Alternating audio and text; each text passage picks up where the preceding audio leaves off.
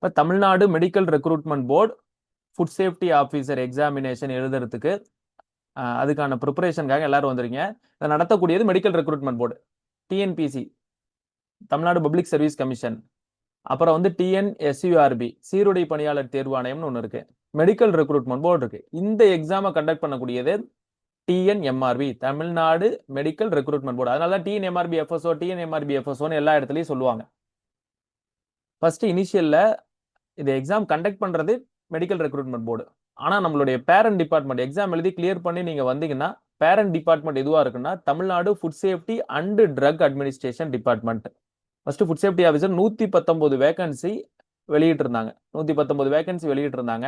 தென் 13/10/2021 அந்த வேகன்சியில add and அம்மா சில வேகன்சி ஆட் பண்ணாங்க. 131 வேகன்சி கொண்டு வந்தாங்க. இந்த பிஎஸ்டிஎம் எலிஜிபிளா சார் அப்படின்னு சொல்லி நிறைய பேர் கேட்குறீங்க. PSTM eligible. சப்போஸ் உங்க கோர்ஸ் இப்போ நீங்க பிஎஸ்சி கெமிஸ்ட்ரி பண்ணிருக்கீங்கன்னா கெமிஸ்ட்ரிலாம் தமிழ்ல இருக்கு, சித்தா தமிழ்ல இருக்கு, அந்த மாதிரி சில கோர்சஸ் தமிழ்ல இருக்கு. தமிழ்ல இருந்தா பிஎஸ்சிஎம் எலிஜிபிள். பிஎஸ்சிஎம் யார் எலிஜிபிள்னா 1ஆவதுல இருந்து 12ஆவது வரைக்கும். தென் இந்த எக்ஸாம் அப்ளை பண்றதுக்கு தேவையான டிகிரி குவாலிஃபிகேஷன் ஒன்று இருக்குல்ல. இப்போ சப்போஸ் பிஎஸ்சி கெமிஸ்ட்ரினா பிஎஸ்சி கெமிஸ்ட்ரி வரைக்கும் நீங்க தமிழ்ல படிச்சிருக்கணும். பிஎஸ்சி கெமிஸ்ட்ரி வரைக்கும் தமிழ்ல படிச்சிருந்தா மட்டும்தான் பிஎஸ்சிஎம்க்கு எலிஜிபிள். பிஎஸ்டிஎம் ரிசர்வேஷன் நமக்கு வந்து 20% ரிசர்வேஷன் இருக்குங்க. உமன் ரிசர்வேஷனும் இதுல இருக்கு. உமன் ரிசர்வேஷன் சில பேர் இருக்கான்னு டவுட் கேக்குறீங்க. உமன் ரிசர்வேஷனும் இருக்கு. உமன் ரிசர்வேஷன் 40% ஹரிசாண்டல் ரிசர்வேஷன் அப்படின்னு சொல்லுவாங்க. சப்போஸ் ஜெனரல்லயே உமன்ஸ் வந்து 40% எடுத்துட்டாங்க, இப்ப 22 மெம்பர்லயே 40 பேர் எடுத்துட்டாங்கன்னா நீங்க அந்த உமன்ஸுக்கு தனியான அந்த 9 ரிசர்வேஷன் உங்களுக்கு வராது. அதான் ஹரிசாண்டல் ரிசர்வேஷன் சொல்லுவாங்க. பெர்சன் வித் டிசபிலிட்டி அவங்களுக்கும் இதுல இடஒதுக்கீடு இருக்கு. ஆனா இந்த தடவை வருதா என்னன்னு சரி தெரியல. ஆனா பிஎஸ்டிஎம் ரிசர்வேஷன் இருக்கு, உமன் ரிசர்வேஷன் இருக்கு. ஸோ உமன் பீப்புளுக்கு ஒரு எட்ஜ் இருக்கு, தமிழ் வழியிலேயே படிச்சவங்களுக்கு ஒரு எட்ஜ் இருக்கு. மிச்சம் எல்லாமே டிமோட்டிவேட் ஆக வேணாம். அது அவங்களுக்கான சிறப்பு உரிமை. அதை நம்ம எதுவும் இது பண்ணக்கூடாது. நமக்கு தேவையானது ஒரு சீட்டு தான். நீங்க ஜெனரல் கேட்டகரி இருக்கலாம், பிசி இருக்கலாம், பிசிஎம்ஆ இருக்கலாம், எம்பிசிஆ இருக்கலாம், எஸ்சி எந்த கேஸ்ட் வேணா இருக்கலாம், எந்த கேட்டகரியில கூட நீங்க வரலாம். உங்களுக்கு தேவையானது ஒரு சீட். என்னைய பொறுத்த வரைக்கும் ஜெனரல் கேட்டகரியிலே நீங்க எல்லா பீப்புளும் வரணும்னு நான் விருப்பப்படுறேன். ஏன்னா நாளைக்கு கவுன்சிலிங் நடக்கிற போது உங்களுக்கு நல்ல ரேங்க் இருந்ததுன்னா you can get what ever the place you want, you can get. அது அந்த லிஸ்ட் ஆகும். அந்த லிஸ்ட்ல நீங்க உங்களுக்கு தேவையான இடத்த எடுத்துக்கலாம். உங்க வீட்டுக்கு பக்கத்திலேயே கூட எடுத்துக்க முடியும். அதுக்காக நான் இதை சொல்றேன். தென் இதோடைய குவாலிஃபிகேஷன் என்ன, ஏஜ், நிறைய பேர் ஏஜ் ரிலேட்டட் டவுட் கேட்டிருந்தீங்க. ஏஜ்ல ஓப்பன் கேட்டகரியா நீங்க இருந்தீங்க அப்படின்னு சொல்லி சொன்னா 32 வயசு, 1/7/2021 அந்த இதுல 32 வயசு ஆயிருக்கணும்னு சொல்றாங்க. இப்ப நோட்டிபிகேஷன் சப்போஸ் 2026ல வருதுன்னா இதே ஏஜ் குவாலிஃபிகேஷன் தான் இருக்கும். ஆனா அந்த இயரை வந்து 2026ன்னு கன்வெர்ட் பண்ணி வைப்பாங்க. SC, SCA, ST, MBC, BC, BCM all others இல்லாம, ஓப்பன் கேட்டகரி இல்லாம அதர்ஸ் எல்லாமே 59 ஏஜ் வரைக்கும் எழுதலாம். ரிட்டையர்மெண்ட் 60 ஏஜ், 59 ஏஜ் வரைக்கும் நீங்க எழுத முடியுங்க அப்படின்றது தான் நாங்க சொல்றேன். இந்த ஸ்கீம் ஆஃப் த எக்ஸாமினேஷன் நாங்க எழுதும் போது 100 கொஸ்டின் தாங்க இருந்துச்சு. 2 ஹார்ஸ் உங்களுக்கு வந்து டைம். எஸ்சி, எஸ்சிஏ, எஸ்டி பீப்புளுக்கு 30 மார்க் எடுத்தா நீங்க குவாலிஃபையிங். அதர்ஸ் வந்து 35. இது வந்து பாஸ் மார்க் தான். Pass mark. இது எடுத்தா நமக்கு வேலை கிடைக்குமா அப்படின்னு நீங்க நம்ப கூடாது.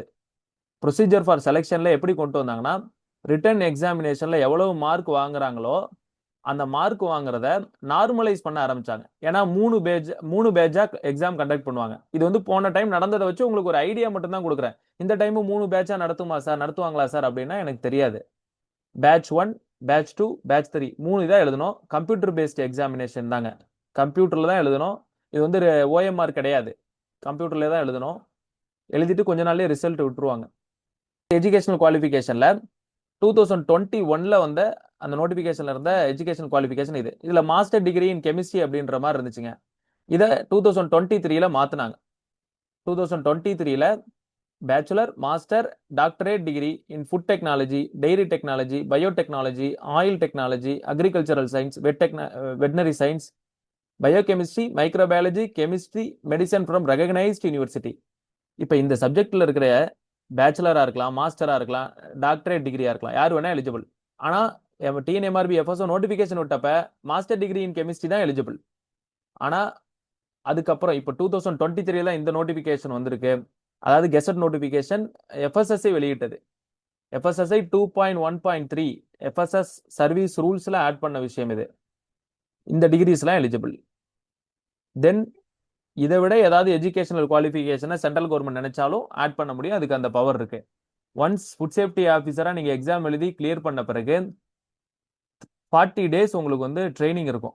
14 நாள் வந்து classroom training, 26 days on field training இருக்கும்.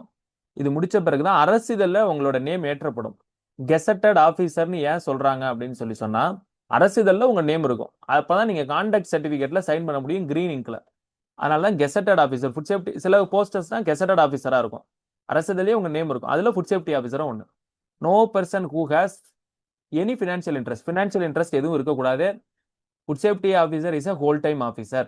24/7 you should be in field. In ஃபீல்டுனா 24/7 நீங்க ஃபீல்ட்லயே இருக்கணுமா அப்படின்னா கிடையாது. ஏதோ ஒரு ஃபுட் பாய்சன் கேஸ் வைஸ் ஆகுதுன்னா அங்க நீங்க போகணும். அதனாலதான் 24/7 ஆஃபீஸர். லிட்ரலி போலீஸ் ஒர்க் தாங்க. The candidate should have adequate knowledge of Tamil and studied Tamil as one of the subject SSLC, HSC. SSLC, HSC ல ஏதோ ஒரு சப்ஜெக்ட் தமிழ் இருக்கணும். முன்னாடி HSC மட்டும் இருந்துச்சு. அதுல ஒரு சேஞ்ச் கொண்டு வந்தாங்க. இப்போ ஃபுட் டெக்னாலஜில இந்தந்த டிகிரிஸ்லாம் வருதுங்க. நான் சொல்லிட்டேன் ஃபர்ஸ்ட் எம்எஸ்சி கெமிஸ்ட்ரி இருந்ததை பிஎஸ்சி கெமிஸ்ட்ரின்னு ஒரு டைம் மாத்தினாங்க. ஒரு அமெண்ட்மெண்ட் எஃப்எஸ்எஸ் சர்வீஸ் ரூல்ஸ்ல. தென் ஃபுட் டெக்னாலஜிக்கான எலாபரேட்டான டெஃபினேஷன் கொடுத்திருந்தாங்க. Food engineering and technology, food processing and preservation, food processing technology, food technology management, biotechnology, food plant operation management, food process engineering and management, food processing, food safety quality management, process and food engineering. இந்த course name இல்லாம வேற எந்த course name இருந்தாலும் நான் வந்து பர்சனலா உங்களை வந்து படிக்கிறதுக்கு அட்வைஸ் பண்ண மாட்டேன். ஏன்னா இதை நீங்க படிச்சு இதுக்காக டெடிகேட்டா உங்களுடைய சொட்ட வேர்வை சிந்தி படிக்கிறீங்க, உழைக்கிறீங்க அப்படின்னா அது கடைசியில போய் சர்டிபிகேட் வெரிஃபிகேஷன்ல நின்றுட்டா ரொம்ப மன உளைச்சல் ஆயிடுங்க. இந்த எக்ஸாக்ட் கோர்ஸ் நேம் இருக்கவங்க படிக்க ஆரம்பிங்க, இல்லைன்னா படிக்க வேணாம். ஏன்னா மெடிக்கல் ரெக்ரூட்மெண்ட் போல அக்செப்ட் பண்ண மாட்டேன். ஏன்னா இது வந்து எஃப்எஸ்எஸ்சியோட கெசட் நோட்டிபிகேஷன். இதுல இதே நேம் இருந்தா மட்டும்தான் அக்செப்ட் பண்ணுவாங்க. Bachelor degree, master degree, doctorate degree, food டெக்னாலஜில இந்த கோர்ஸ் நேம் இருக்கவங்க மட்டும் படிங்க. அக்ரிகல்ச்சரல் சயின்ஸ்ல agriculture engineering, biotechnology, dairy technology, fisheries, food technology, food nutrition and dietetics, horticulture, இதே எக்ஸாக்ட் நேம்ல இருக்கிறவங்க மட்டும் கோர்ஸ் படிக்க ஆரம்பிங்க. இந்த எக்ஸாமுக்கு படிக்க ஆரம்பிக்கலாம். இப்போ பேச்சுலர் ஆஃப் வொகேஷனல், நான் வந்து பேச்சுலர் ஆஃப் வொகேஷனல்ல இந்த டிகிரி முடிச்சிருக்கேன், நான் எலிஜிபிளா அப்படின்னா எலிஜிபிள். ஏன்னா இதுல எந்த இதுவுமே டைசெக்ட் பண்ணி கொடுக்கல. பேச்சுலர் டிகிரியா இருக்கலாம், மாஸ்டர் டிகிரியா இருக்கலாம், டாக்டரேட் டிகிரியா இருக்கலாம். அது யாரா வேணா இருக்கலாம். பேச்சுலர் டிகிரி முடிச்சிருக்கணும். அது ஒகேஷனல் தொலை தூர கல்வியில முடிச்சிருந்தா கூட அக்செப்டட் அப்படின்ற மாதிரி தான் என்னுடைய கணிப்பு. ஏன்னா இதுல எதுவுமே டீடைல்டா கொடுக்கல மிச்சம் எதுவுமே. ஆனா இந்த எக்ஸாக்ட் டிகிரி நேம்ல இருக்கவங்க மட்டும் படிக்க ஆரம்பிங்க, மிச்சம் யாரும் படிக்க வேணாம். டிகிரி இன் மெடிசன் ஒரு வார்த்தை இருந்துச்சு. Medicine from recognised university. இதுலயும் ஒரு டவுட் வந்துச்சு. இதுலயும் வந்து நிறைய பேர் வந்து கோர்ட்ல போய் கேட்டிருந்தாங்க, டிகிரி இன் மெடிசன்னா அலோபதி மட்டுமானா அப்படின்னு. அப்படி இல்லைன்னு சொல்லிட்டு எஃப்எஸ்எஸ்ஐ டிகிரி இன் மெடிசன்ல எந்தெந்த கோர்ஸ் வருதுன்னா bachelor of medicine and bachelor of surgery, அதாவது MBBS, bachelor of dental surgery BDS, bachelor of homeopathic medicine and surgery, homeopathy படிச்சவங்க, bachelor of Unani medicine, Unani படிச்சவங்க, bachelor of Siddha medicine, Siddha படிச்சவங்க, bachelor of Ayurvedic medicine, Ayurveda படிச்சவங்க, bachelor of சௌகாரிபா, இவங்க மட்டும்தாங்க eligible. இதுலயே BNYS அப்படின்னு சொல்லிட்டு யோகா நேச்சுரோபதி அப்படின்னு கேட்டிருந்தாங்க. அது இவங்க டிகிரி இன் மெடிசன்ல எஃப்எஸ்எஸ்ஐ கொடுக்கல. இது எல்லாமே எக்ஸிக்யூட்டிவ் கமிட்டி போட்டு இதுக்காக டீடைல்டா ரிசர்ச் பண்ணி தான் கொடுத்துருக்காங்க. பிஎன்ஒய்எஸ் அப்படின்ற ஒரு கோர்ஸ் எலிஜிபிள் இல்ல. பேச்சுலர் ஆஃப் பார்மசி எலிஜிபிள் இல்ல. இப்போ கட் ஆஃப் எவ்வளவு சார் வந்துச்சு? போன வருஷம் எவ்வளவு சார் கட் ஆஃப் வந்துச்சு? இந்த வருஷம் நான் அடிச்சு சொல்றேன், கட் ஆஃப் நிச்சயமா 85க்கு மேல இருக்கும்.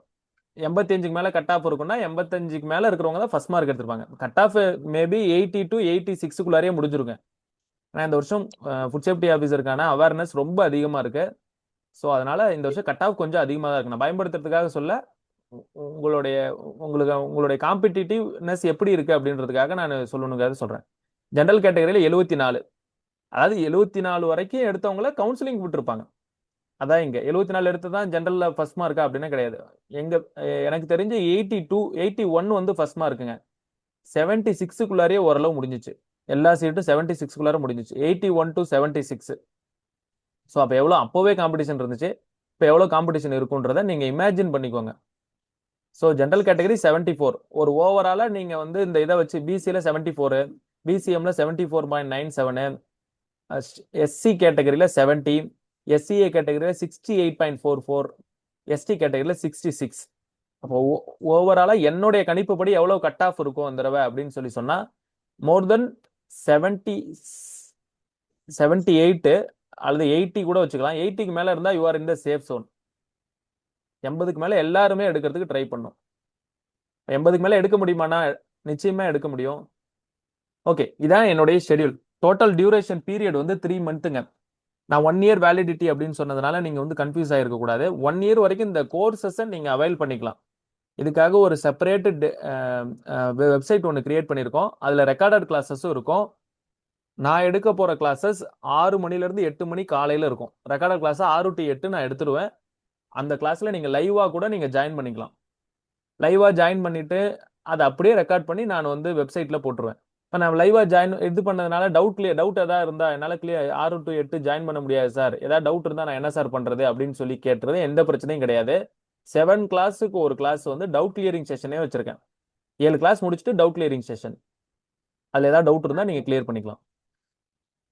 இதான் நம்மளுடைய கோர்ஸ் ஃப்ளோ. கம்ப்ளீட்டான கோர்ஸ் ஷெட்யூல் இதாங்க.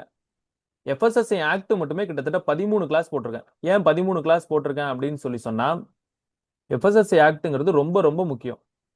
FSSI act, rules, regulation. இதுல எப்படி கொடுத்துருக்கேன்னா எஃப்எஸ்எஸ்ஐ ஆக்ட் மட்டும் இல்ல. ஏன் 13 கிளாஸா சார், என்ன சார் 101 செக்ஷனுக்கு 13 கிளாஸ் தேவையா அப்படின்னு நீங்க நினைக்கலாம். இதுலயே ரெகுலேஷனும் கொண்டு வந்துடுறேன். உதாரணத்துக்கு நியூட்ரிக்யூட்டிகல்ஸ் அப்படிங்கிறது ஃபங்க்ஷனல் ஃபுட்டை பத்தி செக்ஷன் 22ல பத்தி பேசியிருக்காங்க. அந்த ஃபங்க்ஷனல் ஃபுட்டுக்கான ரெகுலேஷன் இதுலயே ஆட் பண்ணிட்ட பாருங்க. எஃப்எஸ்எஸ்ஐ ரூல்ஸ் ரெகுலேஷன், அந்த இதுலயே நியூட்ரிக்யூட்டிகல்ஸ் ரெகுலேஷனை கொண்டு வந்துட்டேன். சப்போஸ் கண்டாமினன்ஸை பத்தி பேசியிருக்காங்க அப்படின்னு சொன்னா கண்டாமினன்ஸ் ரெகுலேஷனே அதுலயே கொண்டு வந்துட்டேன். கண்டாமினன்ஸை பத்தி பெஸ்டிசைட் கண்டாமினன்ஸை பத்தி 21ல பேசியிருப்பாங்க. இப்போ கண்டாமினன்ட் டாக்ஸினி அதுலயே கொண்டு வந்துட்டேன். ரெகுலேஷன்ஸ் எல்லாத்தையுமே ஒரு செக்ஷன் முடியுதுன்னா அந்த செக்ஷனுக்குள்ளேயே ரெகுலேஷன்ஸையும் கொண்டு வந்துட்டேன். அப்போ மொத்தமா கொலாபரேட் பண்ணி சொல்லியிருக்கேன். 1வது யூனிட், 2வது யூனிட், 3வது யூனிட்டை நீங்க டைசெக்ட் பண்ணி தனியா பார்க்க முடியாது. ஒண்ணுக்கு ஒண்ணு தொடர்புடையதா தான் இருக்கும். இப்போ இந்த genesis and evaluation of FSSI unit 2ல இருக்கும். ஆனா நம்ம செக்ஷன் 4 படிக்கும்போது எஃப்எஸ்எஸ்ஐ பத்தி படிச்சிருவோம். Food safety standards act 2006 section 4ல எஃப்எஸ்எஸ்ஐ கொண்டு வராங்க. அந்த எஃப்எஸ்எஸ்ஐ கொண்டு வரதுலயே ஜெனிசிஸை பத்தியும் சொல்லிட போறோம். ஆனா இதே வார்த்தை என்ன இருக்கும், யூனிட் 2லயே இருக்கும். சரிங்களா? அதனால ஒண்ணுக்கு ஒண்ணு தொடர்புடையதா தான் இருக்கும். மொதல் 3 யூனிட் ஒண்ணுக்கு ஒண்ணு தொடர்புடையதா இருக்கும். இப்போ இந்தியன் இன்டர்நேஷனல் ஃபுட் லாவை எப்படி எடுக்க போறோம்னா ஃபுட் சேஃப்டி ஆக்டை பார்க்க போறோம். அந்த ஃபுட் சேஃப்டி ஆக்டோடய தொடர்புடையது செக்ஷன் 25 வந்து இம்போர்ட்டை பத்தி சொல்லக்கூடியது. அப்ப இம்போர்ட் ரெகுலேஷனையும் அதுக்கு கீழே நான் நடத்திடுவேன். ஒரு செக்ஷனோடைய ரெகுலேஷனையும் நடத்துவேன். டெய்லி 1.5 மணி நேரம் கிளாஸ், 6 to 8 AM. யார் யாரும் 6 மணிக்கு ரெடியா உங்களால அட்டன் பண்ண முடியும்னா நீங்க வந்து அட்டன் பண்ணலாம். முடியல அப்படின்னு சொன்னா ரெக்கார்டட் செஷன் ஃபுல்லாவே நம்ம வந்து அந்த வெப்சைட்ல ரெக்கார்டட் செஷனை அப்லோட் பண்ணிடுவோம். ஒரு கிளாஸ் முடிஞ்ச உடனே இப்போ அந்த 7 கிளாஸ் கம்ப்ளீட் ஆன உடனே இந்த 7 கிளாஸுக்கான நோட்ஸை டவுட் கிளியரிங் செஷன் வரதுக்கு முன்னாடியே அந்த 7 கிளாஸுக்கான நோட்ஸை அப்லோட் பண்ணிடுவேன். பிபிடியும் அப்லோட் பண்ணிடுவேன், நோட்ஸையும் அப்லோட் பண்ணிடுவேன். அதனால நீங்க படிச்சு முடிக்கும் போது உங்களுக்கு ரொம்ப ஈஸியா இருக்கும். எஃப்எஸ்எஸ்ஐ ஆக்டை மொத்தம் எத்தனை கிளாஸ்ல கொடுத்துருக்கேன் அப்படின்னு சொன்னா 22/9/2026 9வது மாசம். இப்போ 22 ஒரு மாசம் கிட்டத்தட்ட எஃப்எஸ்எஸ்ஐ ஆக்டே நடத்துறாங்க. எஃப்எஸ்எஸ்ஐ ஆக்ட்னா எஃப்எஸ்எஸ்ஐ ஆக்ட் மட்டும் இல்ல, எஃப்எஸ்ஐ ஆக்ட்ல ரூல்ஸ், ரெகுலேஷன் எல்லாத்தையும் கம்ப்ளீட் பண்ணிடுறேன். 101 செக்ஷன் வரைக்கும் 22ஆம் தேதி கம்ப்ளீட் ஆகுது. இப்போ நான் எப்படி போட்டிருக்கேன்னா இப்போ 7 கிளாஸஸ் 24, 26, 29, 30 ஒரு டே விட்டு ஒரு டே நான் வந்து விட்டுருக்கேன். ஏன்னா அது நம்ம நோட்ஸ் ப்ரிப்பரேஷன் பண்ணணும். நான் அதுக்கு கிளாஸஸுக்கு கொஞ்சம் நான் ப்ரிப்பரேஷன் ஆகணும். அதனால ஒரு நாள் விட்டு ஒரு நாள் எனக்கு நான் வந்து இது பண்ணியிருக்கேன். 4/9 ஒரு 7 கிளாஸ் கம்ப்ளீட் ஆகுறதுனால 5/9/2026 ஈவினிங் வந்து ஒரு டவுட் கிளியரிங் செஷன். இதுக்கு முன்னாடி இருக்கிற எல்லா விஷயத்த பத்தியும், ஏன்னா நீங்க ஆன்லைன் கிளாஸ் எல்லாராலையும் அட்டன் பண்ணிருக்க முடியாது, எல்லாம் ரெக்கார்டட் கிளாஸ் தான் பார்த்துருப்பீங்க. ஸோ 5/9/2026 ஒரு டவுட் கிளியரிங் செஷன். இதுல இருந்து என்ன டவுட் இருந்தாலும் அது உங்களுடைய அவைலபிலிட்டி டைம். இப்போ அவைலபிலிட்டி டைம் எல்லாருமே ஒரு 7 மணிக்கு எல்லாராலையும் கனெக்ட் ஆக முடியும். ஈவினிங் 7 மணிக்கு அவைலபிலிட்டி டைம்ல நான் வந்து உங்களுக்கு வந்து டவுட் கிளியரிங் செஷன் வைக்கிறேன். ஓகேங்களா? அதே மாதிரி ஒரு கிளாஸ் முடியும் போதும் ஃபார் ஈச் செஷன் 10 கொஸ்டினை நான் வந்து கொடுத்துருவேன். ஒரு செஷன் முடியும் போது 10 கொஸ்டின் பின்னாடி போட்டுருவேன். அந்த 10 கொஸ்டினுக்கான டிஸ்கஷனை முடிச்சுட்டு தான் நான் அடுத்த கிளாஸே போவேன். அந்த 10 கொஸ்டினை நீங்களும் போய் பார்த்து படிச்ச மாதிரி இருக்கும். அதுக்கான டிஸ்கஷன்னா 4 ஆப்ஷனுக்கான ஆன்சரையும் என்னால சொல்லுவேன் நான். ஒரு கொஸ்டினை நம்ம அப்ரோச் பண்ண நம்ம யூடியூப்ல பார்த்துருந்தீங்கன்னா தெரியும். ஒரு கொஸ்டின்ல இருந்து 4 விஷயத்தை தெரிஞ்சுக்கணும்னு நான் எப்பயுமே நினைப்பேன். அதே மாதிரி தான் டிஸ்கஷனும் இருக்கும் உங்களுக்கு. இப்போ 7 class once doubt clearing session இருக்கு. ஆன்லைன் செஷன் இருக்குன்னு பயப்பட வேணாம். Recorded session online session attend பண்ணணும்னு பயப்பட வேணாம். ரெக்கார்டட் செஷன் பார்த்தாலும் டவுட் கிளியரிங் செஷன் இருக்கு. தென் அடுத்த 7 கிளாஸ் முடிஞ்சு எஃப்எஸ்எஸ்ஐ ஆக்ட் 42 செக்ஷன் 42 வரைக்கும் முடிக்கிறீங்களா? 14/9/2026 ஒரு டவுட் கிளியரிங் செஷன். மொத்தமா 24/9/2026 FSSI act rules regulation complete ஆயிடுதுங்க. அப்புறம் அதர் ரெலவன்ட் பாடிஸுக்கு ஏபெடா, எம்பெடா, பிஏஎஸ் எல்லா பாடிஸும் நான் இங்க கொடுத்துருக்கேன். ஏன் got the man with the plan right ஹியர்னு போட்டேன்னா என்னென்ன பாடிஸ் வருதுன்னு கூட கொடுத்துருக்கேன். இதே மாதிரி டைசெக்ட் பண்ணி யாருமே சொல்றேன் இந்த எஃப்எஸ்ஓ கிளாஸ்ல யாருமே இவ்வளவு டைசெக்ட் பண்ணி ஒரு சிலபஸை கொடுத்துருக்க மாட்டாங்கன்னு நான் பிலீவ் பண்றேன். உள்ளார ஓவர்வியூ ஆஃப் த ரெலவன்ட் பாடிஸ்னா என்னென்ன வேணா கொடுக்கலாம். ஆனா நான் அதுல கொண்டு வந்துருக்கேன் Indian institute of packaging, CFTRI, ministry of food processing industries இதெல்லாம் நிறைய பேர் கொடுத்துருக்க மாட்டாங்க. ஏன்னா அதர் ரெலவன்ட் பாடிஸ்ல சில பேருக்கு தெரிஞ்சது ஏப்படா எம்படா அந்த சிலபஸ்ல கொடுத்துருக்கிறது மட்டும் தான் எக்ஸ்பிளைன் பண்ணுவாங்க. இது எல்லாத்துல இருந்து கொஸ்டின் கேட்டிருக்காங்க. எஃப்எஸ்எஸ்ல ஏன் இதெல்லாம் நான் வந்து ஒன்று வச்சிருக்கேன்னா இதுல எல்லாரும் வந்து கொஸ்டின் கேட்டிருக்காங்க. Ministry of food processing industries எப்போ உருவாக்கப்பட்டது அப்படின்னு சொல்லிட்டு எஃப்எஸ்எஸ்ஐயோட CFSO previous year question paper. So அதனால தான் அதெல்லாம் போட்டிருக்கேன். நிஃப்டீம்ல இருந்து கொஸ்டின் கேட்டிருக்காங்க. ஐஎஸ்ஐல நம்ம 2022 நடந்த எக்ஸாமினேஷன் சிஎஃப்எஸ்ஓ எக்ஸாமினேஷன்ல கொஸ்டின் கேட்டிருக்காங்க. ஐஎஸ்ஐயோட விரிவாக்கம் என்ன அப்படின்னு சொல்லிட்டு. ஸோ அதனால அதர் ரெலவன்ட் பாடிஸை 2 கிளாஸ்ல முடிச்சிடுறோம். எஃப்எஸ்எஸ்ஐ ஆக்ட் ரூல்ஸ் ரெகுலேஷனை 13 கிளாஸ்ல முடிக்கிறோம். அதர் ரெலவன்ட் பாடிஸை 2 கிளாஸ்ல முடிச்சிடுறோம். அதர் ரெலவன்ட் பாடிஸ் முடிக்கிறோம், அப்படியே படிக்கிறோம். ஒரு டெஸ்ட் பின்னாடி டெஸ்ட்டும் நான் வந்து வச்சிருக்கேன். எப்படி இதை வந்து யூனிட் 1ல இருந்து 3 வரைக்கும் இருக்கிறத எப்படி டெஸ்டா கொண்டு போறன்றது இருக்கு. அடுத்து other relevant bodies Indian and international laws அப்படின்றத நம்ம சிலபஸ்ல இருக்கும். இன்டர்நேஷனல் லாஸ்ல முக்கியமானது கோடெக்ஸ் அலிமெண்டேரியஸ் கமிஷன். கோடெக்ஸ்ங்கிறது ஒரு ஃபுட் கோடு. அது ஆல் ஓவர் வேர்ல்டுக்கு இருக்கக்கூடிய ஒரு ஃபுட் கோடு மாதிரி. இப்போ எஃப்எஸ்எஸ்ஐக்கே ஏதாவது டவுட் இருந்தா கூட அந்த கோடெக்ஸை தான் ரெஃபர் பண்ணுவாங்க. ஏன்னா அது எல்லா கண்ட்ரிஸோடைய ஃபுட் லாஸையும் குமுலேட் பண்ணி உருவாக்கப்பட்டது. இப்போ சப்போஸ் யூஎஸ்ஏல ஒரு ஸ்டாண்டர்ட் இருக்கும். நம்மளுடைய மாங்காய் அல்ஃபோன்சா அப்படின்ற மாங்காய் வந்து யூஎஸ்ஏல அக்செப்ட் பண்ண மாட்டாங்க. ஏன்னா அதுல வீவில் வைக்குது, ஒழுங்கா வந்து இவங்க வந்து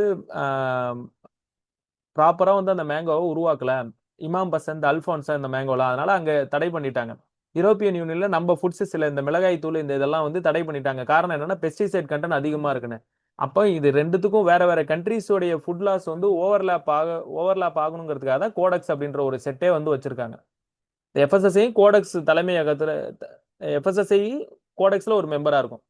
அதை பத்தி கோடெக்ஸை பத்தி ஃபுல்லா படிச்சா கோடெக்ஸ்ல இருந்து ரொம்ப முக்கியமான போர்ஷன். கோடெக்ஸ்ல இருந்து நிறைய கொஸ்டின் கேட்பாங்க. ஒரு ரெண்டு கொஸ்டின் கிட்டத்தட்ட கோடெக்ஸ்ல இருந்தே கேட்டுருவாங்க. இப்போ இந்தியன் இன்டர்நேஷனல் ஃபுட் லாஸ்ல இன்டர்நேஷனல் லாஸ்ல கோடெக்ஸ், இந்தியன் லாஸ்ல எஃப்எஸ்எஸ்ஐ ஆக்ட். இப்போ அதர் ரெலவன்ட் பாடிஸ் இருக்குல்ல, இந்தியன் பாடிஸ் பார்த்துட்டோம். இன்டர்நேஷனல் பாடிஸ் என்ன இருக்கு? Food and agriculture organisation, world health organisation. கோடெக்ஸை எஃப்ஏவும் டபிள்யூஹெச்ஓவும் சேர்ந்து தான் உருவாக்குனாங்க.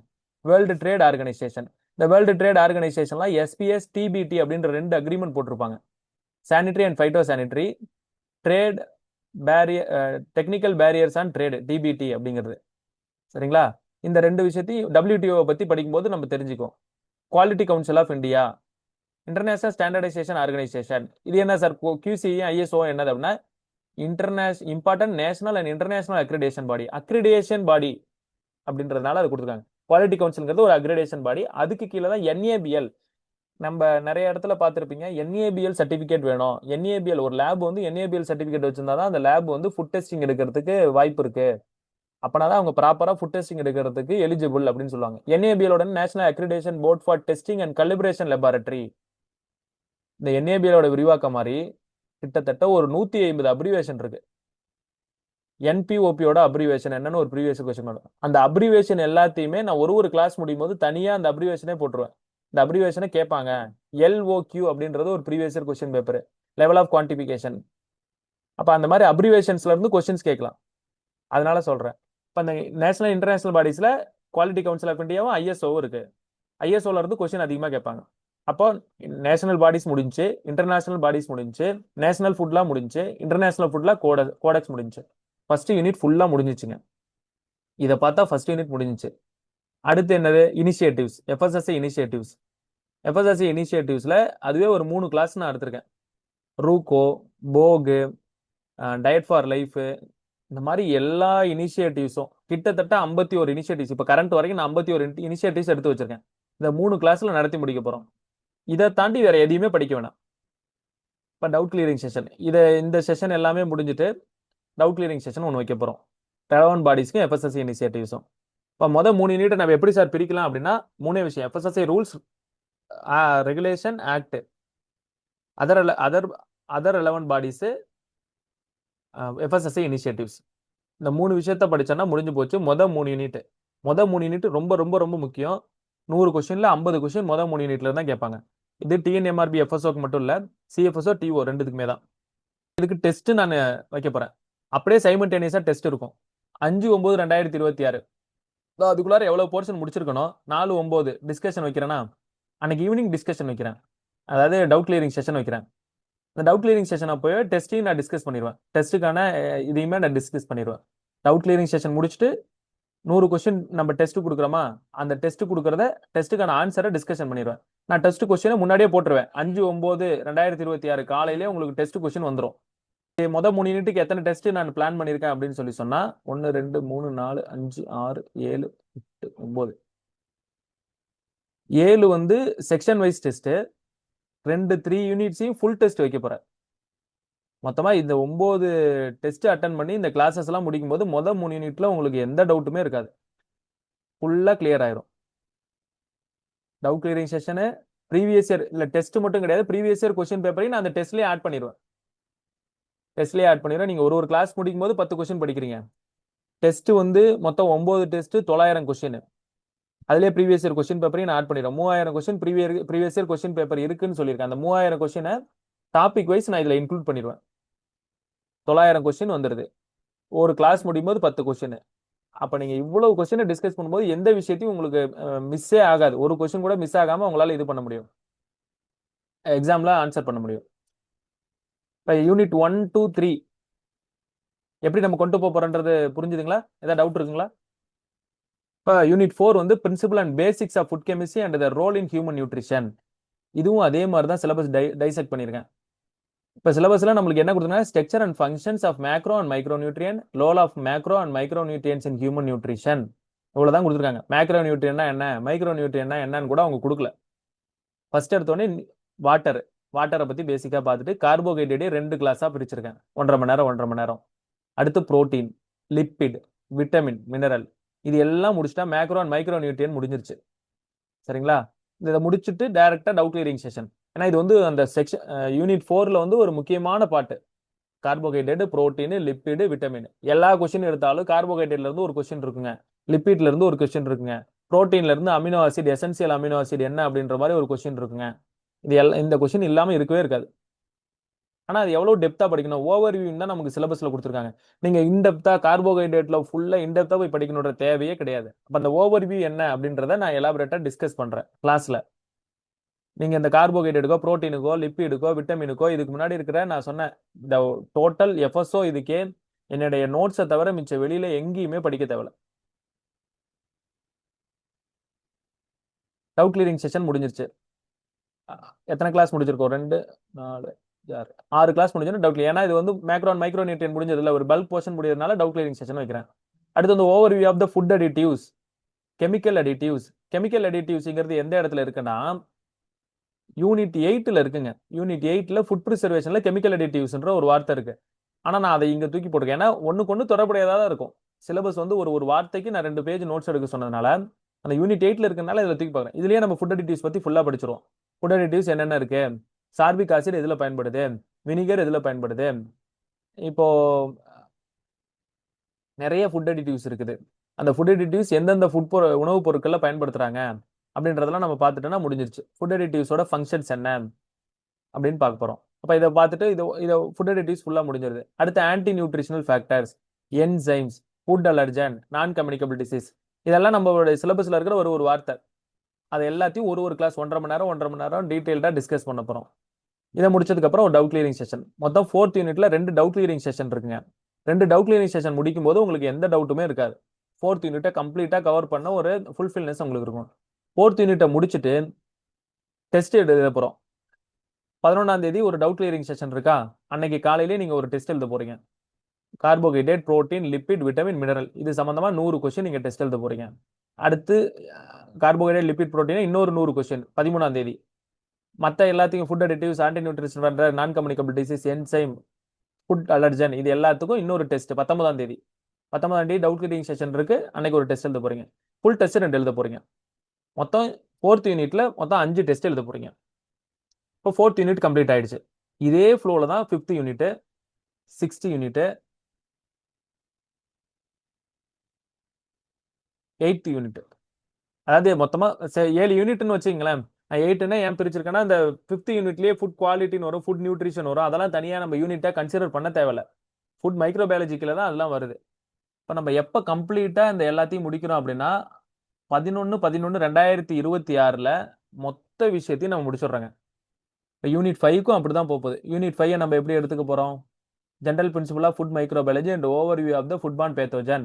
இதை எப்படி பிடிக்க போறோம்? General principle of food microbiology, factors affecting micro organism மட்டும் 1.5 மணி நேரம். வாட்டர் ஆக்டிவிட்டி, சால்ட்டு, டெம்பரேச்சரு, இந்த எல்லாத்தையும் ஃபேக்டர்ஸ்ல ஒரு விஷயமும் ரொம்ப முக்கியம். அந்த ஒரு விஷயத்தை பத்தி 1.5 மணி நேரத்துல டிஸ்கஸ் பண்ணுவோம். உங்களுக்கு ஃபேக்டர்ஸ் அஃபெக்டிங் மைக்ரோ ஆர்கானிசம் தெரிஞ்சா மட்டும்தான் ஃபுட் ப்ரிசர்வேஷன்ல நீங்க போக முடியும். ஃபுட் ப்ரிசர்வேஷனுடைய பேசிக்கே ஃபேக்டர்ஸ் அஃபெக்டிங் மைக்ரோ ஆர்கானிசம் தான். ஒரு யூனிட்டோட இன்னொரு யூனிட் தொடர்புல இருக்குங்கிறதுக்காக நான் சொல்றேன். அடுத்து ஃபுட் பார்ன் பேத்தோஜன் என்னென்ன, லிஸ்டீரியா, மோனோசைட்டோஜன், சால்மோனல்லா, அதை பத்தி 2 கிளாஸ் தேவைப்படும் நமக்கு. இப்போ லிஸ்டீரியா, மோனோசைட்டோஜன் ஹீட்ல வந்து சஸ்டெயின் ஆகுமா, அந்த மாதிரிலாம் கேட்பாங்க. சூடோமோனாஸ், நிறைய ஃபுட் பார்ன் பேத்தோஜன்ஸ் நிறைய இருக்கு. அதை எல்லாத்தையும் 2 கிளாஸ்ல நம்ம டிஸ்கஸ் பண்ண போறோம். அடுத்து மைக்ரோ ஆர்கானிசத்தோட சோர்சஸ் என்ன, மைக்ரோபியல் குவாலிட்டி என்ன, மைக்ரோபியல் ஸ்பாயிலேஜ் எப்படி வந்து அஃபெக்ட் பண்ணுது ஃபுட்டை, அதை பத்திலாம் அடுத்தடுத்த ஃப்ளோல வரும். Microbial examination of the food எப்படி எப்படி எக்ஸாமினேஷன் இருக்கு, பெட்ரிபிளேட் டெக்னிக், அந்த இதெல்லாம் அதெல்லாம் பார்க்க போறோம். அடுத்து beneficial micro organism, HACCP, food safety management system, GMP, GAP, GHP, GLP, BAP, இது எல்லாத்த பத்தியும் படிக்க போறோம். மொத்தமா யூனிட் 5க்கே நம்ம எத்தனை கிளாஸ் போட்டிருக்கோம்னா 8 கிளாஸ் யூனிட் 5க்கு போட்டிருக்கோங்க. யூனிட் 5 8 கிளாஸ் முடிச்சுட்டு ஒரு டவுட் கிளியரிங் செஷன்.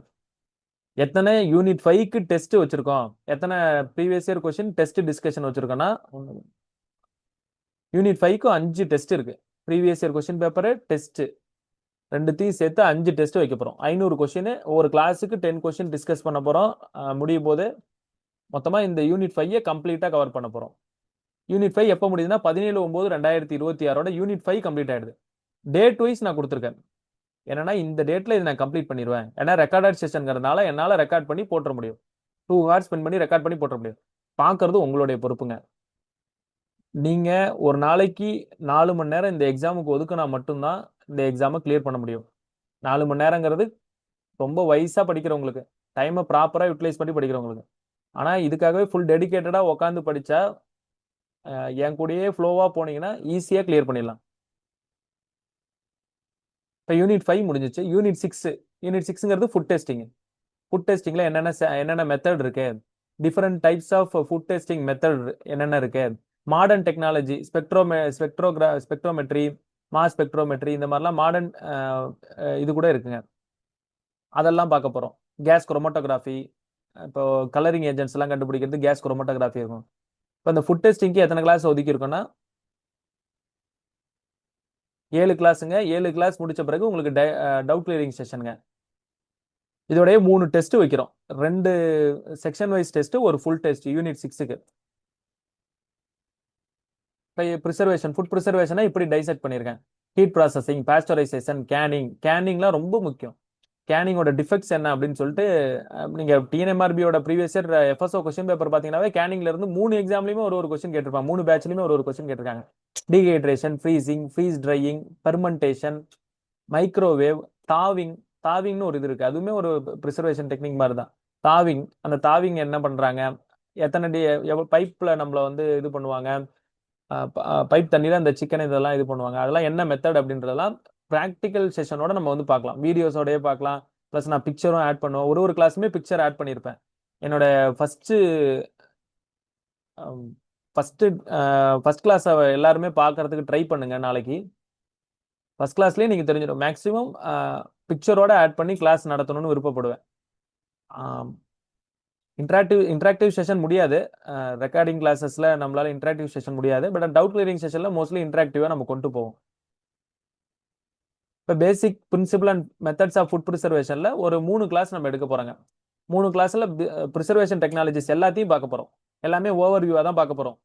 இப்போ இந்த ஒரு டாபிக் பாஸ்டரைசேஷன் மட்டும் எடுத்துக்கிட்டு நம்ம பிஹெச்டியே பண்ணலாங்க. பிஹெச்டியே ஃபுல்லா அந்த பாஸ்டரைசேஷனால் மட்டும் பண்ண முடியும், பிஹெச்டி தீசிஸே பண்ண முடியும். ஆனா அப்படி படிக்கணுமா அப்படின்னா கிடையாது. பாஸ்டரைசேஷனுக்கு 2 பேஜ் தான் நோட்ஸ், அதை தாண்டி வேற எதுவுமே படிக்கக்கூடாது. நானே சொல்லிட்டேன், என்னோட நோட்ஸை தாண்டி எதுவுமே படிக்காதீங்க. நோட்ஸ்ல இருக்கிறது திரும்ப திரும்ப ரிவிஷன் பண்ணுங்க, டெஸ்ட்டை திரும்ப திரும்ப ரிவிஷன் பண்ணுங்க, டெஸ்ட்ல கொடுக்குற டிஸ்கஷனை நீங்க பாருங்க, போதுமானது அதுவே.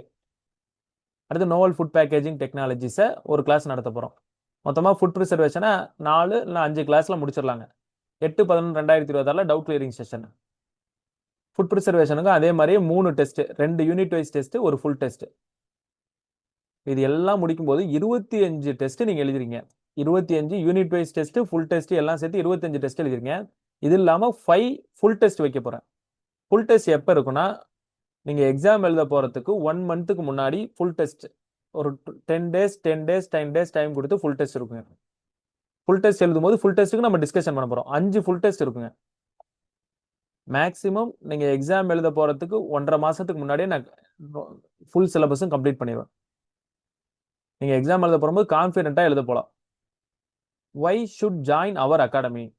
நீங்க என்னோட இவ்வளவு அகாடமிஸ் இருக்கு, இவ்வளவு விஷயங்கள், மெட்டீரியல்ஸ் சாட் ஜிபிடியில் போட்டாலே இந்த விஷயங்கள்லாம் 1000 விஷயம் வரப்போகுதுங்க. இதுக்கு எதுக்கு ஒரு ஸ்டாஃப் தேவை? நானே தேடி படிச்சுக்குவேன். நானே யூடியூப்ல கூட வீடியோஸ் போட்டிருக்கிறேனே, ஹவு டு ஸ்டடி அப்படின்றதுக்கு வீடியோஸ் போட்டிருக்கேன். அதை தான் நான் படித்தேன். நான் ஒரு இன்ஸ்டியூட்ல சேர்ந்து படிச்சிருந்தாலும் அது எனக்கு அவ்வளோ ஹெல்ப்ஃபுல்லா இல்லை. நான் என்ன பண்ணேன், நானும் வந்து இன்டர்னலா நிறைய விஷயங்கள் வெப்சைட்ல தேடி தான் படித்தேன். இப்போ நான் படிக்கும்போது உங்களால ஏன் முடியாதா? முடியும், கண்டிப்பா முடியும். ஆனா ஏன் இந்த இன்ஸ்டியூட்ல, இந்த அகாடமில நீங்க ஜாயின் பண்ணணும் அப்படின்னு நான் சொல்றேன்னா, சிங்கிள் ரெஃபரன்ஸ் பாயிண்ட். மற்ற எந்த ஸ்டாஃபும் சொல்ல மாட்டாங்க இந்த விஷயத்த சொல்லிட்டு மற்ற இதுலயும் நீங்க ரெஃபர் பண்ணுங்க அப்படின்னு தான் சொல்லுவாங்க. நான் இதை தாண்டி நீங்க எதுவும் படிக்க வேணாம்னு சொல்றேன். சிங்கிள் விஷயத்த நம்புங்க, என்னோட நோட்ஸை நம்புங்க, என்னோட கிளாஸை நம்புங்க, என்னோட டெஸ்ட் டிஸ்கஷனை நம்புங்க, அதுவே போதுமானது. எப்படி நம்மளுடைய எஃப்எஸ்எஸ்ஏ ஆக்ட் 1 நேஷன் 1 ஃபுட் லா அப்படின்னு சொல்றாங்கல்ல, அதுக்கு முன்னாடி வரைக்கும் நிறைய ஃபுட் லாஸ் இருந்துச்சு. எல்லாத்தையும் குமுலேட்டிவ் பண்ணி 8 ஃபுட் லாஸையும் டெலிட் பண்ணிட்டு 1 நேஷன் 1 ஃபுட் லா எஃப்எஸ்எஸ்ஏ ஆக்ட் 2006 கொண்டு வந்தாங்களே, அதே மாதிரி தான் சிங்கிள் ரெஃபரன்ஸ் பாயிண்ட். தென் ஒரு கிளாஸ் முடிஞ்சோடனே 10 கொஸ்டின் டிஸ்கஸ் பண்றோம், 10 கொஸ்டின் போடுறோம், அதை அடுத்த கிளாஸ்ல டிஸ்கஸ் பண்ணிட்டு கிளாஸை ஸ்டார்ட் பண்றோம். பிரெயின் ஸ்டாமிங்கோட நம்ம கிளாஸ் ஆரம்பிக்கிறோம். எந்த கிளாஸுமே உங்களுக்கு போர் அடிக்கிற மாதிரி போகாது. ஒன்று இருக்கும், impersonating the food safety officer. Food safety officer மாதிரி யாராவது ஒருத்தவங்க போனாங்கன்னா அவங்களுக்கு என்ன பனிஷ்மெண்ட் இருக்கு அப்படின்னு சொல்லுவாங்க. அது மாதிரி ஃபீல்டுலேயே எனக்கு சில நாலேஜ் இருக்கும். ஃபீல்டுல நான் பார்த்துருப்பேன், என்ன மாதிரியே ஃபுட் சேஃப்டி ஆஃபீஸர் மாதிரி ஒருத்தவங்க போய் காசு கேட்டுருப்பாங்க, அவங்கள நான் எப்படி டேக்கிள் பண்ணேன் அப்படின்ற விஷயத்த நான் சொல்ல முடியும். இப்போ மிஸ்பிராண்டட் அப்படின்னு சொல்றாங்க, நான் நிறைய மிஸ்பிராண்டட் கேசஸை ஃபைல் பண்ணியிருக்கேன். இப்போ மிஸ்பிராண்டட்னா எப்படி இருக்கும், நான் வந்து மிஸ்பிராண்டட் கேஸ் எப்படி ஃபைல் பண்ணியிருக்கேன் அப்படின்ற எக்ஸாம்பிளோட உங்களுக்கு காட்டும்போது இன்னும் உங்களுக்கு தெளிவா புரியும் அப்படின்றது. அதான் guidance from experience food safety officer. Complete exam oriented preparation. ஆனால் சொல்லிட்டேன், இந்த ஒரு டாபிக் அசெப்டிக் ப்ரிசர்வேஷன் அப்படின்றத எடுத்துக்கிட்டீங்கன்னா அதில் பிஹெச்டி பண்ணலாம். அது நமக்கு தேவையே கிடையாது. எக்ஸாம் ஓரியன்டட் ப்ரிப்பரேஷன், இந்த எக்ஸாமுக்கு என்ன தேவை, ப்ரீவியஸ் இயர் கொஸ்டின் பேப்பர்ல எப்படி கேட்டிருக்காங்க அப்படின்றது. Regular revision practices. Doubt clearing செஷன்லேயே நான் டெஸ்ட் கொடுக்கும்போது ப்ரீவியஸ் இயர் கொஸ்டின் பேப்பரை அந்த 3000 கொஸ்டின் பேப்பரை அப்பப்போ அங்கங்கே ஆட் பண்ணும்போது அங்கேயே ரிவிஷன் பண்ணிடுறீங்க நீங்க. இதுக்காக தனியாக போய் உட்காந்து படிக்கணுன்றது தேவையில்லை. 25 unit wise test, 5 full test. Exam நடக்க போறதுக்கு 1 மாசத்துக்கு முன்னாடி ஃபுல் டெஸ்ட் கண்டக்ட் பண்ணுவாங்க. Complete date wise plan for the class. இது கொஞ்சம் மாறுபாடு இருக்கும் அப்படின்னு சொன்னா கூட முடிஞ்ச அளவு இதை ஸ்டிக் பண்ணி நான் கிளாஸ் கண்டக்ட் பண்ணிடுவேன். 100% என்னால் பண்ண முடியலனாலும் அட்லீஸ்ட் 90% இதே டேட் ஷெடியூலோட கிளாஸ் நடந்துட்டு ரன் ஆகிட்டே இருக்கும். Complete date wise plan for the classes. இது மாதிரி யாருமே கொடுக்க மாட்டாங்க. சிலபஸே எக்ஸ்பிளைன் பண்ணியிருப்பாங்க. ஆனா இந்த டேட்ல இதெல்லாம் நடத்த போறேன். இப்போ மைக்ரோ அண்ட் மேக்ரோ நியூட்ரியன்ஸ்ல இந்தந்த விஷயங்கள்லாம் இருக்கு, ஃபுட் ப்ரிசர்வேஷன்ல இந்தந்த விஷயங்கள்லாம் இருக்குன்னு யாருமே எனக்கு தெரிஞ்சு கொடுத்துருக்க மாட்டாங்க. அதை நான் ஏன் கொடுக்கணும்னா உங்களுக்கு ஒரு கான்ஃபிடன்ட் பில்டிங் மெஷர்ஸ்க்காக தான். இவ்வளவு விஷயங்களை நான் டைசெக்ட் பண்ணி சிலபஸை கொண்டு வந்திருக்கேன். என்ன பிலீவ் பண்ணலாம், நீங்க என்ன நம்பி நீங்க இந்த கிளாஸுக்கு வரலாம் அப்படின்றதுக்காக சொல்லியிருக்கேன். Live and recording classes support, doubt clearing session இருக்கு. இன்னொரு விஷயம், இது எல்லாத்தையும் தாண்டி ஏன் நீங்க என்ன பிலீவ் பண்ணி இந்த கிளாஸுக்கு வரணும் அப்படின்னு சொல்லி சொன்னா, நானும் உங்களை மாதிரியே இந்த எக்ஸாமுக்கு எப்படி படிக்கிறதுன்னு தெரியாம இந்த எக்ஸாம் மட்டும் நான் படிக்கல. UPSC, union public service commission, அதான் நான் மெயினா எக்ஸாமுக்கு படிக்க ஆரம்பிச்சது. டிஎன்பிஎஸ்சி குரூப் 1 கூட நான் என்ன வரைக்கும் எழுதுனதுல, யூனியன் பப்ளிக் சர்வீஸ் கமிஷன் இந்த வருஷம் கூட நான் எக்ஸாம் எழுதினேன். கிளியர் பண்ண முடியல. 2023ல ப்ரிலிம்ஸ் எழுதி மெயின்ஸ் போனேன். ஒரே ஒரு டைம் ப்ரிலிம்ஸ் எழுதி மெயின்ஸ் போனேன். நான் வரைக்கும் 4 அட்டெம்ப்ட் கொடுத்துருக்கிறேன்.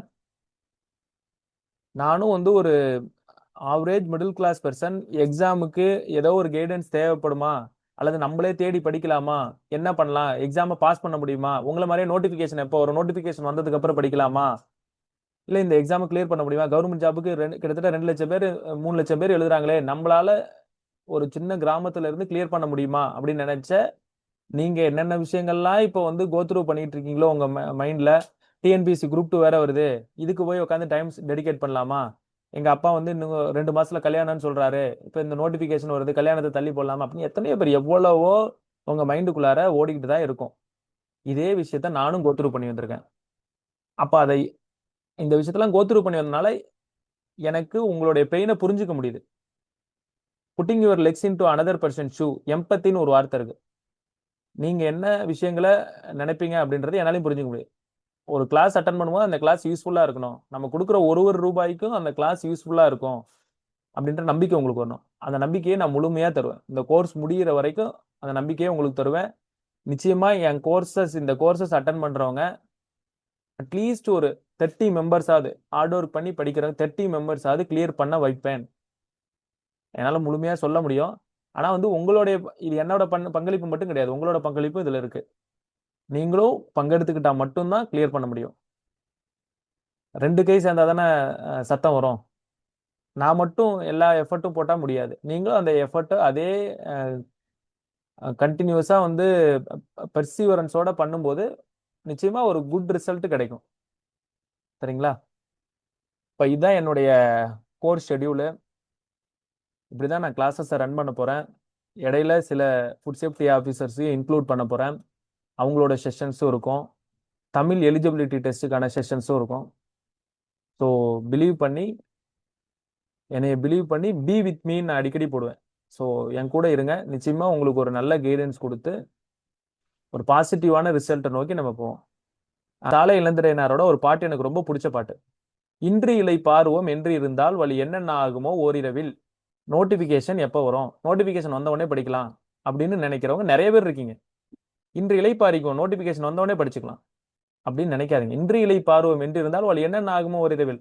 நான் சொல்றேன் எக்ஸாமுக்கு 1 மாசத்துக்கு முன்னாடியே நான் வந்து எல்லாத்தையும் முடிச்சிருவேன். என்னாலையும் கண்டிப்பா சொல்ல முடியாது. ஆனா நான் எந்த கான்பிடன்ட்ல சொல்றேன்னா அட்லீஸ்ட் ஒரு 3 மந்தாவது டைம் ஆகும் அப்படின்னு நான் பிலீவ் பண்றேன். அப்போ ஒரு நைட்ல என்ன வேணா நடக்கலாம். வழி என்னென்ன ஆகுமோ ஓரிரவில் சென்று இலை பாருங்க முற்றிடத்தே. நீங்க எஃப்எஸ்ஓ ஆகணும்னு வந்துட்டீங்க. எஃப்எஸ்ஓ ஆன பிறகு இதெல்லாம் யோசிங்க. நோட்டிபிகேஷன் எப்போன்னு இப்பயே யோசிச்சுட்டு இருந்தீங்கன்னா இதெல்லாம் இல்ல. நோட்டிபிகேஷன் ஆனோடனே கார் கிடைக்குமா, எனக்கு அசிஸ்டன்ட் இருக்கா, அதெல்லாம் எதுவுமே இது பண்ணாதீங்க. இப்போதைக்கு எக்ஸாமுக்கு மட்டும் படிங்க. எனக்கு எவ்வளவு சம்பளம் வரும் அதெல்லாம் கேட்காதீங்க. இது வந்து கவர்மெண்ட் ஜாபு, உங்களுக்கு வந்து பவர்ஃபுல்லான ஜாபு. ஒரு சாதாரண மனிதனுக்கு இது வந்து ஒரு மிகப்பெரிய இல்லை. ஒரு கலெக்டருக்கு ஈக்குவலான போஸ்ட், வானளாவிய அதிகாரம் உள்ள ஒரு போஸ்ட். எந்த ஒரு போஸ்ட்ல ஆக்ட் அடிப்படையிலே அந்த போஸ்ட்டுக்கான பவர்ஸை டெரைவ் பண்ணியிருக்காங்களா, அந்த போஸ்ட் வந்து ரொம்ப பவர்ஃபுல்லான போஸ்ட்னு அர்த்தம். இந்த எஃப்எஸ்எஸ்சி ஆக்ட்ல செக்ஷன் 38ல ஃபுட் சேஃப்டி ஆஃபீஸருக்கான பவரை தனியா டெரைவ் பண்ணியிருக்காங்க. கிட்டத்தட்ட 12 பாயிண்ட்ஸ்ல டெரைவ் பண்ணியிருக்காங்க. அதை பத்தி நான் ஒரு கிளாஸ் போடுறேன் யூடியூப்ல. இப்போ உங்களுடைய பவர்ஸ் ஆக்ட்லயே டெரைவ் பண்ணப்பட்டிருக்கு. இப்ப சென்று இலை பாருக முற்றிடத்தே, தம்பி தேன் வந்து பாயுமுன் நெஞ்சிடத்தே. அந்த என்னைக்கு போய் அந்த எண்டுல போய் உன்னுடைய எண்டு என்ன ரிசல்ட் பாஸ் பண்ணி இருக்கும்போது நிச்சயமா ஒரு நல்ல உங்க உங்க மத்தவங்க எல்லாமே வந்து உங்களை இகழ்ந்து பேசினவங்க எல்லாமே உங்களை புகழ்ந்து பேசுவாங்க. அது வரைக்கும் உங்களை பிலீவே பண்ணிருக்க மாட்டாங்க. இவன் பாஸ் பண்ணுவானா, இவன் கிளியர் பண்ணுவானான்னு நினைப்பாங்க. அப்ப நீங்க அந்த எண்டுல போய் சக்சஸ் ஆகும்போது எல்லாருடைய வாய்ச்சொல்லும் மாறும். சரிங்களா? சாதனை பூக்களை ஏந்தும் முன்னே ஒரு நல்ல செடி இலை பாரிடுமா. எக்ஸாம் கிளியர் பண்றதுக்கு முன்னாடி நம்ம இலைப்பாரிட்டு இருந்தோம்னா எப்படி வந்து நம்மளால வெற்றி பெற முடியும்? ஒரு பூ வந்து மலருது. ஒரு பூ வந்து மலருதுன்னா, அந்த பூ மலர்றதுக்கு அந்த செடி எவ்வளவு கஷ்டப்பட்டுருக்கும். தண்ணியே இருக்காது. நிலத்தடி நீர் வத்தி போயிட்டுருக்கும். எங்கேயோ ஒரு இடத்துல அதோட வேர கொண்டு போய் அந்த நிலத்தடி நீரை சேகரிச்சு அந்த பூ வளர வைக்குது. சாதனை பூக்களை ஏந்தும் முன்னே ஒரு நல்ல செடி இளைப்பாறிடுமா, வேதனை யாவும் மறந்தது பார் செடி வெற்றி கொண்டேந்திய பூவில்லே. என்னைக்கு வந்து அந்த செடியோட வேதனை மறது, நம்ம அந்த பூவ போய் பறிச்சுக்கிறோம். அழகா இருக்குன்னு நம்ம போய் அத எடுத்துக்கிறோம். அப்ப அந்த வேதனை எப்ப அந்த பூவுக்கான வேதனை எப்ப முடியுதுன்னா, செடி வெற்றி கொண்டேந்திய பூவினிலே. அந்த செடி வந்து அந்த பூவ ஏந்தும்போது அந்த வேதனை மறையுது. அதே மாரி நீங்க எக்ஸாம் கிளியர் பண்ணும்போது, நீங்க இதுக்காக இந்த 3 மந்த் டைம்ல எவ்வளவோ விஷயத்த சாக்ரிஃபைஸ் பண்ணியிருப்பீங்க. ஏதோ ஒரு ஃபங்ஷனுக்கு போயிருக்க மாட்டீங்க. உங்க ஃபிரெண்ட்ஸ் கூட பேசியிருக்க மாட்டீங்க. இந்த சாக்ரிஃபிகேஷன் எல்லாத்துக்கும் நிச்சயமா வந்து உங்களுக்கு வந்து ஒரு நல்ல எண்ட் இருக்கும். சரிங்களா? "வேதனை யாவும் மறைந்தது பார், செடி வெற்றி கொண்டேந்திய பூவினிலே" மாரி உங்களோட வேதனை எல்லாவும் மறையும். இந்த எக்ஸாம் கிளியர் பண்ணும்போதே அப்படின்னு நான் சொல்லிட்டு இது பண்ணிக்கிறேன். என்னோட செஷன முடிச்சுக்கிறேன். டவுட் கேட்கணும்னு நெனைக்கிறவங்க கேட்கலாம். ரொம்ப நன்றி. இவ்வளோ நேரம் பொறுமையா கேட்டதுக்காக.